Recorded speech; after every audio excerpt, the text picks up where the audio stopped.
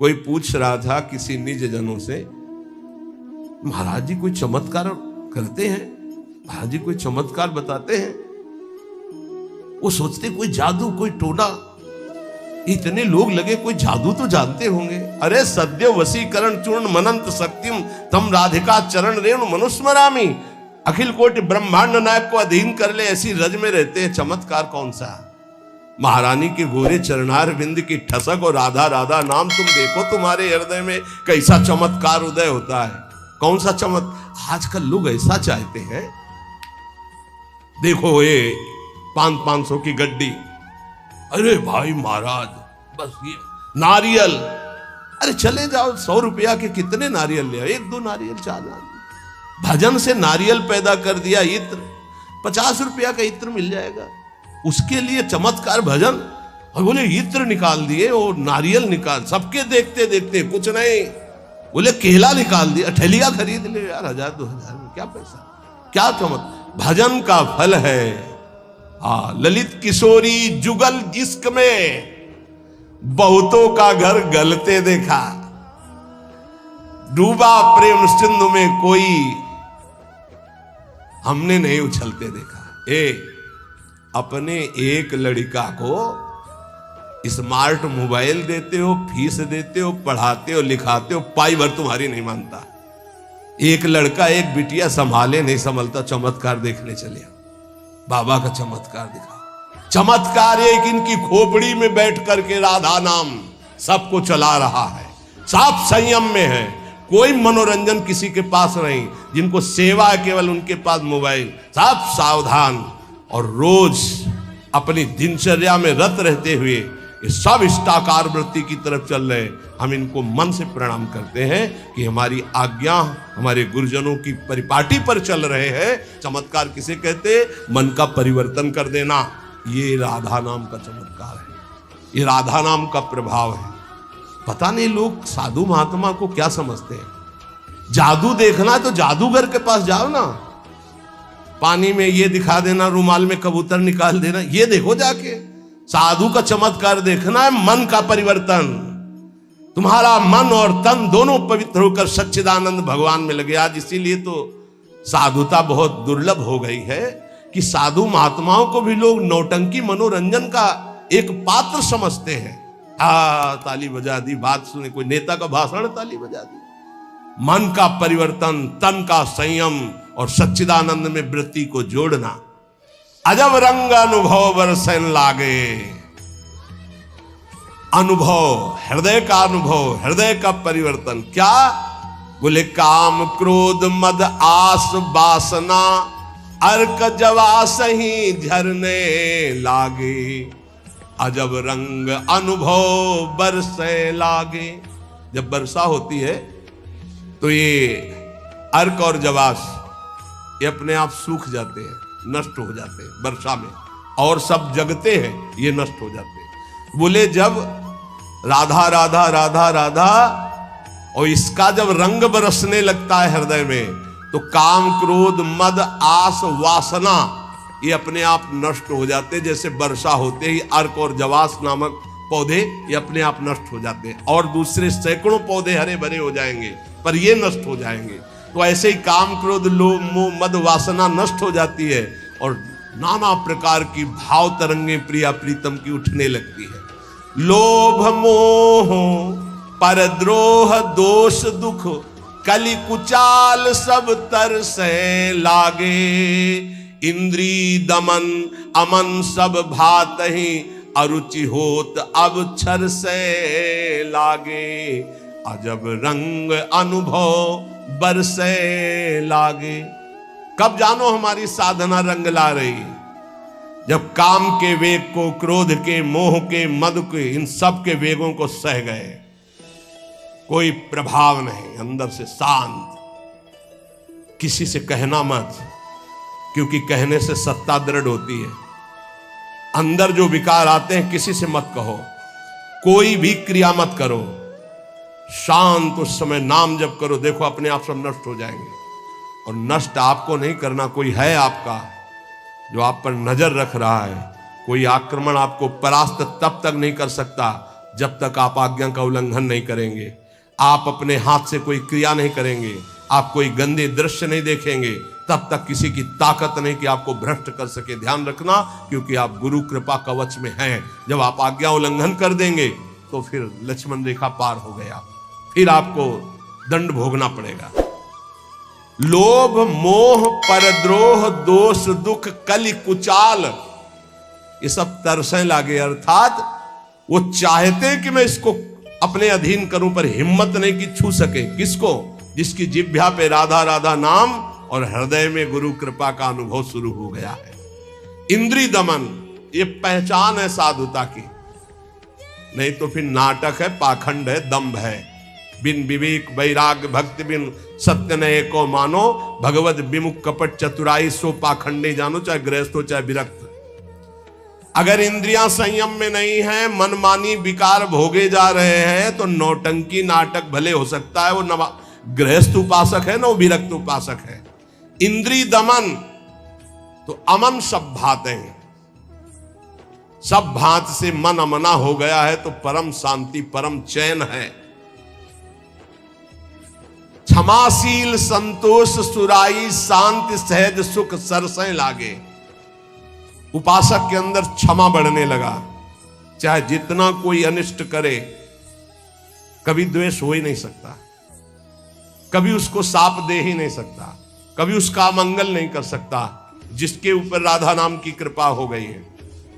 क्षमा, जाओ, तुम्हारा मंगल हो, भगवान तुम्हारा कल्याण करे।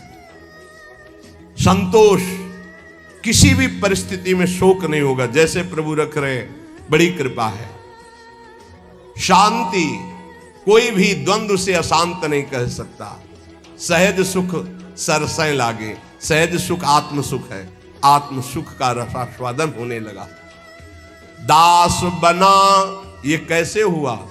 नाम जपी, पहले दास शब्द है, आश्रय। बहुत जोर की बात हमारे हृदय में बार बार उठती कि ये लोग समझ जाएं कि भगवत प्राप्ति आश्रय से होती, आश्रय से, दृढ़ आश्रय। दास बना पहले, जप नाम दूसरा। बिगड़ी जन्म अनेक की अवै सुधरे, आज हो ही राम को पहले, फिर नाम जप दूसरा, फिर तज कुसुमाज तीसरा। और यहां से शुरू किया जाता है सब उपदेश। पहले विकार त्यागो, फिर नाम जप करो, फिर भगवान की शरण में हो। ऐसा नहीं होता, पहले भगवान की शरण में हो, नाम जप करो, तुम्हें बल मिलेगा, विकार छूट जाएंगे। उपजा मुक्ति, मुक्त पद, बहुत सुंदर महात्माओं के वचन है। पहले भगवत दासत्व आश्रय, खूब नाम जप, तो बोले मोक्ष पदवी हृदय में ही प्रकाशित हो गई। ये मोक्ष पदवी क्या है? इसकी पहचान क्या है कि आप मुक्त हो गए हो? शत्रु मित्र समजान मान मान अपमान सम दुख सुख लाभ नहान या जो कृपा हरिवन, ये मुक्त पुरुष का लक्षण है। चाहे शत्रु हो उसके साथ व्यवहार कर रहा हो, या मित्र हो, दोनों में समान भाव, मान और अपमान में समान भाव, सुख दुख में समान भाव, लाभ हानि में समान भाव, जय पराजय में समान भाव। ये जिसके हृदय में आ गया वो मुक्त हो चुका है। गीता जी में भगवान ने कहा, निर्माण अमोहा जित संग दोषाध्यात्म नित्या विनिवृत्त कामा द्वंद्वेर विमुक्ता सुख दुख संगई गच्छन्त अमूढ़ा। ऐसा अमूढ़ अव्यय पद का अधिकारी महापुरुष मुक्त पद में विराजमान कौन है? बोले जो मान रहित हो चुका है। मान बिल्कुल उसके हृदय में प्रियता पैदा नहीं कर पा रहा, और अपमान बिल्कुल दुख नहीं पैदा कर पा रहा। अमोहा, न अपने शरीर से मोह है, न किसी के शरीर से मोह है। ये मुक्त पुरुष का लक्षण है। जित संग दोषा, चाहे जितने भोगों के बीच में उसका मन भोगने के लिए चलेगा ही नहीं, वो जीवन मुक्त पुरुष है।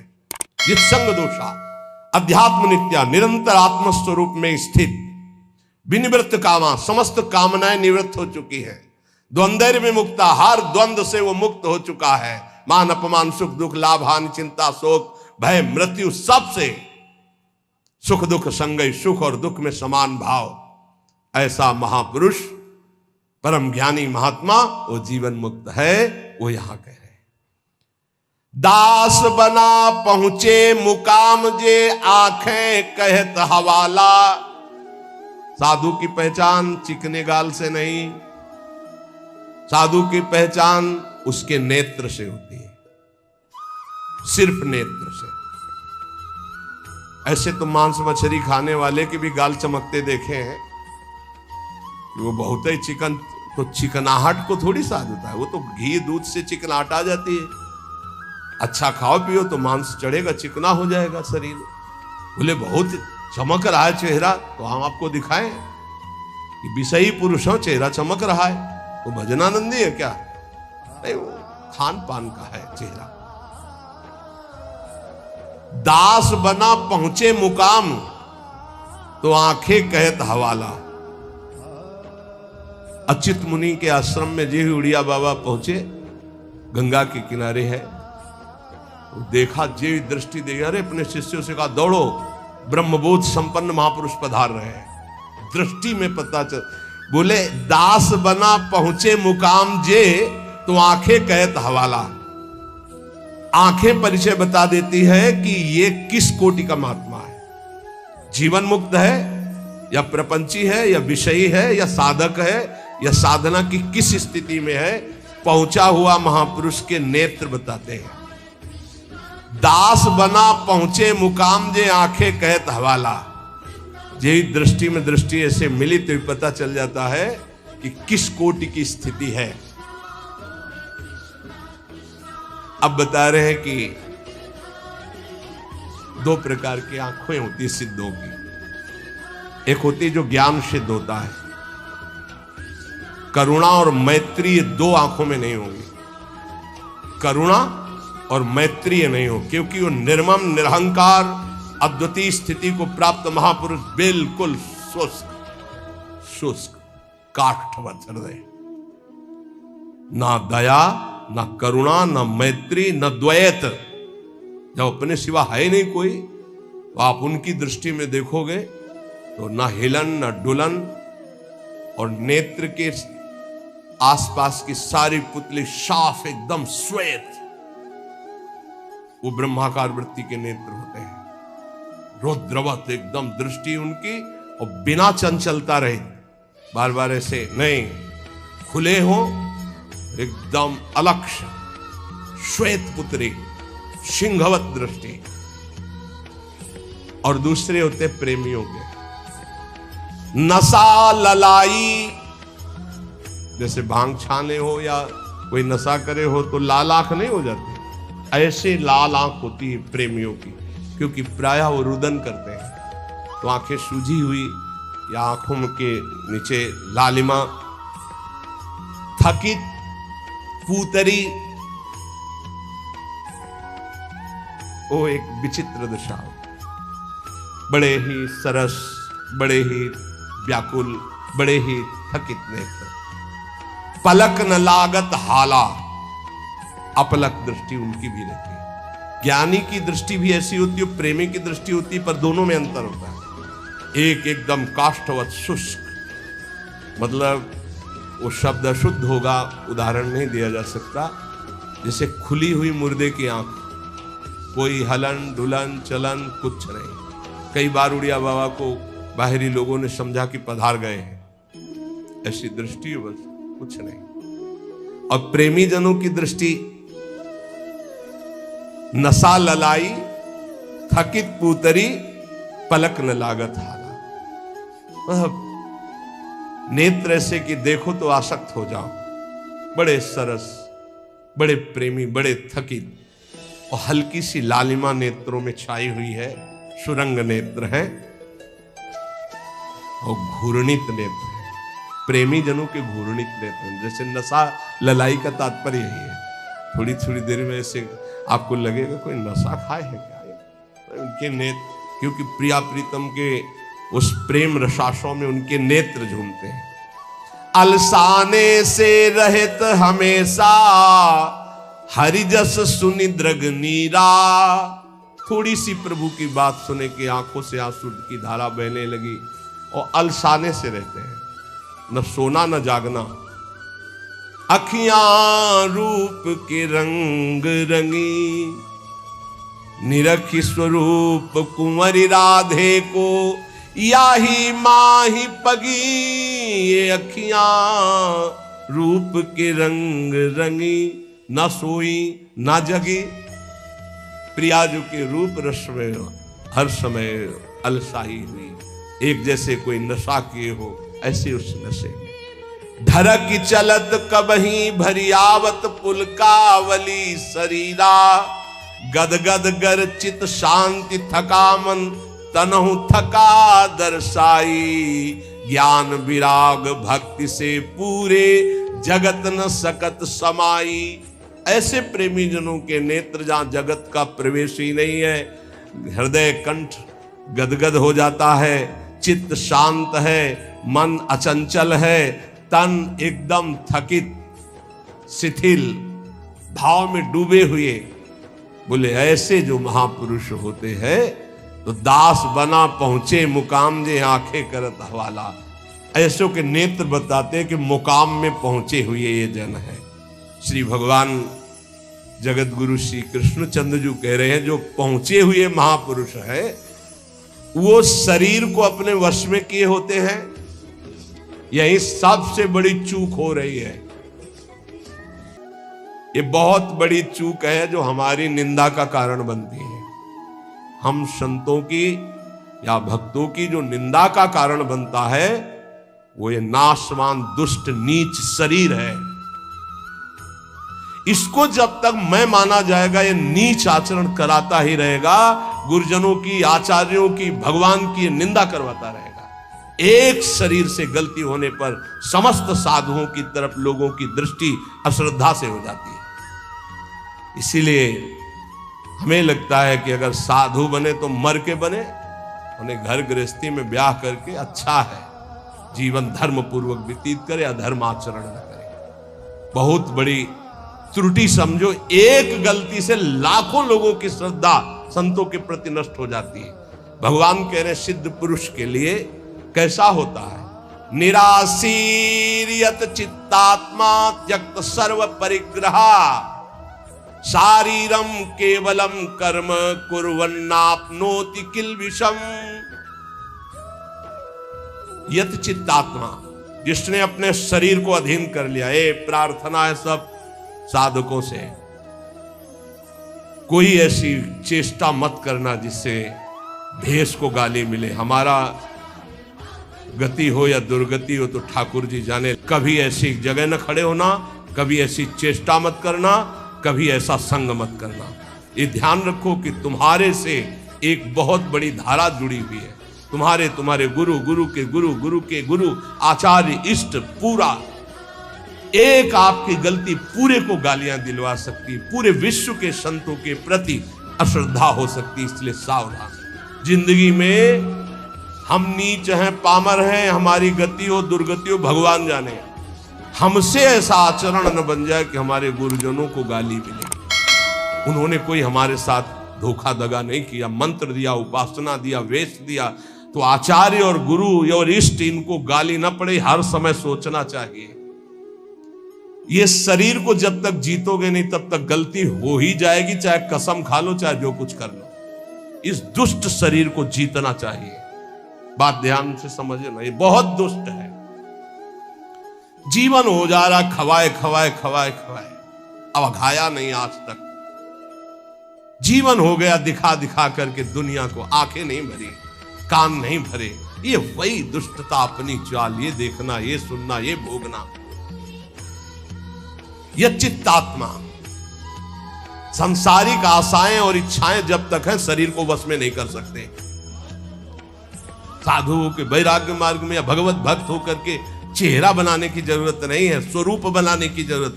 स्वरूप को प्रकाशित करो, पूरा विश्व नमन करेगा। चेहरा तो नौटंकी नाटक वाले बनाते हैं, जब थोड़ी देर के लिए साधु बनते हैं वो बनाते हैं, जिससे पूरा साधुता का हम रोल कर सके। हम रोल नहीं करते, हम उस मार्ग में चलने वाले पथिक हैं।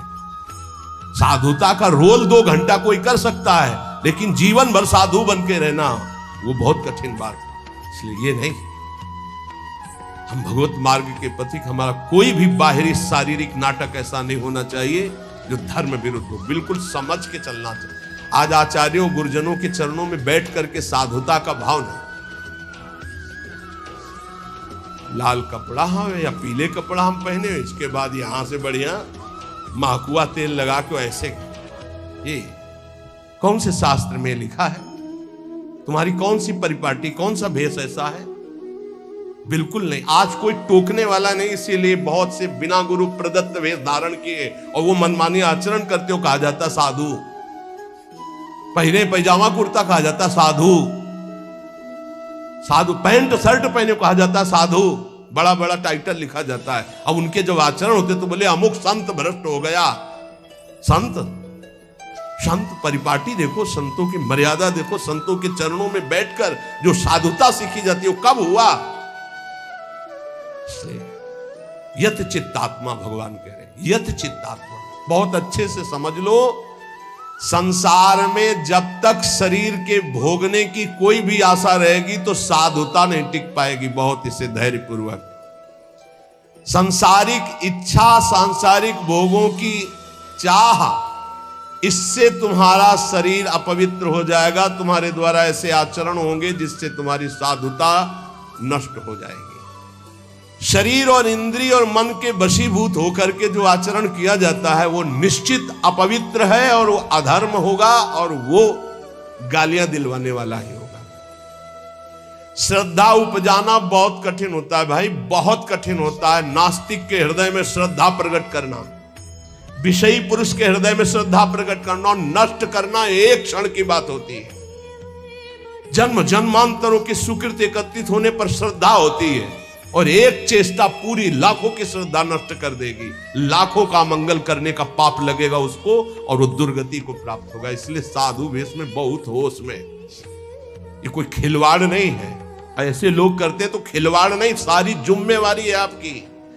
ऐसे कर दिया तो जिम्मेवारी, उनकी श्रद्धा की रक्षा करना तुम्हारा कर्तव्य बन गया। उनके कल्याण की तरफ तुम्हारी दृष्टि जानी चाहिए। ऐसा कोई ये नहीं कि तुम स्वामी बन गए तो जो मनावे सो आचरण करो, ऐसा नहीं है।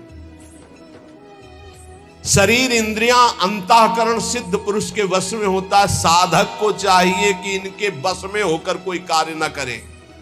तुम अकेले नहीं हो, तुम्हारे साथ बहुतों की निंदा होगी या बहुतों की प्रशंसा होगी, ये बात ध्यान रखना है। केवल अपना जीवन होता तो कोई बात नहीं है, गलती हो गई, त्रुटि हो गई या पिट गए या जो भी हो गया सब हो गया। आज तुम नहीं हो, तुम्हारे साथ बहुत जुड़े हुए हैं तुम्हारे गुरु, तुम्हारे आचार्य, तुम्हारे इष्ट और लाखों श्रद्धा। अगर एक भी त्रुटि तो लाखों की श्रद्धा और पूज्य जनों का अपमान घोर नरक पहुंचा देगा, दुर्गति करवा देगा। त्यक्त सर्व परिग्रहा, जो सिद्ध पुरुष होता है उस शरीर को ही अपना नहीं मानता तो और परिग्रह की बात क्या है। सब सन्यासी हो जो भगवत मार्ग के पथिक हैं, ये तो सर्वाणि कर्माणि मयि सन्न्यस्य मत्पराहा, सारे कर्म भगवान को अर्पित करके जो भगवान के परायण है, चाहे गृहस्थ हो चाहे विरक्त हो, वो सन्यासी है। जो मन का निसंकल्प और वाणी का मौन दंड और शरीर का निष्कर्म संयम पूर्वक अगर ये दंड नहीं तो किस बात का सन्यासी। भगवान ने एकादश स्कंद में कहा है, वाणी का मौन, मन का निसंकल्प और शरीर का निष्क्रिय, ये सन्यास धर्म का स्वरूप है। तो निष्क्रिय दो प्रकार से होता है, एक जो कर्म का त्यागी होता है, एक होता है कर्म समर्पण करने वाला।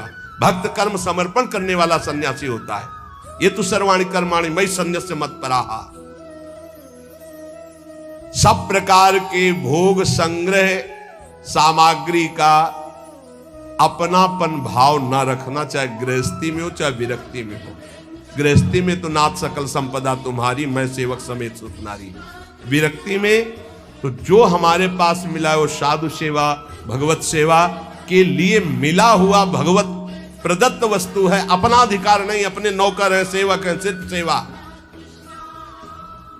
अगर अपने सुख के लिए किसी सामग्री का संग्रह कर लिया जाए, अपने भोग की बात वस्तु मान ली जाए, तो वो उसी की दुर्गति कर देगी, ध्यान रखना।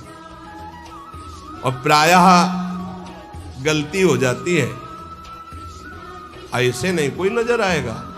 जब कष्ट सह रहा होगा साधक तब कोई नजर नहीं आएगा, और जब उसके पास वो वैभव एकत्रित हो जाएगा तो आ जाएंगे।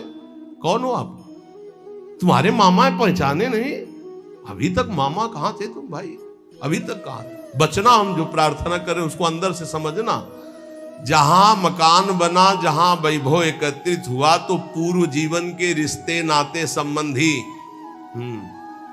आके और वहां का अधिकार जताते हैं, और वहां के फिर संबंधी अपना संबंध स्थापित करके उसके अधिकारी बनते हैं, और फिर जिनके लिए आया था फिर उनकी दुर्गति होती है। भी ध्यान रखना,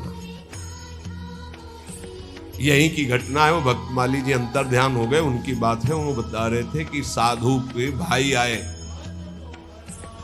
तो साधु को कहीं ना कहीं से अर्थ मिलता ही रहता है, साधु सेवा भगवत सेवा। तो उन्होंने कहा अमुक कार्य है, 1 लाख रुपया दे दो। एक घटना है, कोई कथा नहीं। तो 1 लाख दे दिए। अब जब वो आते तो कहते हैं भाई दे यार 1 लाख रुपया, साधु सेवा वाला ले गए थे। अरे भाई दे देंगे, बड़ी समस्या गृहस्थी में रहती है। आप तो बाबा जी हो, आपको क्या पता गृहस्थी में। अब भाई है तो कह नहीं सकते हो, इतने में उनका शरीर पूरा हो गया संत भगवान का। जानते हो क्या बने थे? श्वान, कुत्ता। आश्रम के बाहर बैठे पिल्ले के रूप में। तो किसी महापुरुष को स्वप्न दिया कि मेरा उद्धार करवा दो, मेरे से गलती हो गई। 1 लाख रुपया अपने भाई को देने के कारण मेरी गति बिगड़ गई, और मैं वृंदावन में ही अमुक आश्रम का हूँ, अमुक हूँ, सामने बैठा हुआ हूँ, आप आके मुझे देख लीजिए, मैं आपको पहचानता हूँ।